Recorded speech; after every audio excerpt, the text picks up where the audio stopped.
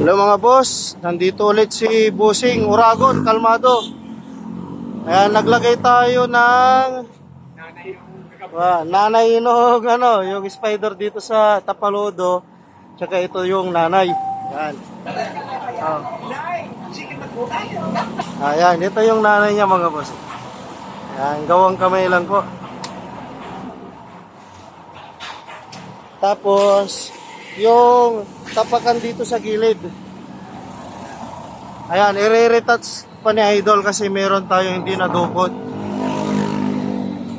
Yung side guard, tapakan hanggang likod. Tapos yung adjuster pala. Ayan. Nung nakaraan pa natin sinalpak yung whole chain cover. Napakatibay yan. Walang kalog-alog kahit buhatin pa. Ginawa ko dito mga boss yung angle bar. Tapos yung dito nakasama siya doon sa pinaka tornelyuhan nung kulong-kulong, kaya tibay nito. Meron tungtungan ng paa usog dito. At dito naman flat bar yung ginawa ko diyan. Flat bar, tapos meron pa siyang nasa gilid na solid na shafting, yung ganito mga boss. Yung walang butas para wala talagang kaalog-alog, matibay. At yung ginawa ko pinakasahig niya, flat bar, para hindi madulas.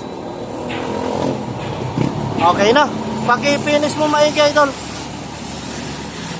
Kung gusto niyo magpagawa mga busing ko, dito lang yan sa Barangay Bunlo, Bukawi, Bulacan. Napakabilis lang ng biyahe pag pumunta kayo rito. Walang ka-traffic dito mga boss. Yan.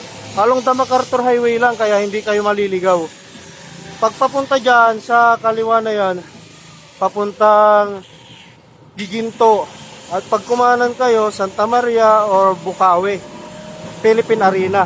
Dito naman yung papuntang Marilao or Valenzuela, may kawayan din. Ayan. Maraming salamat guys.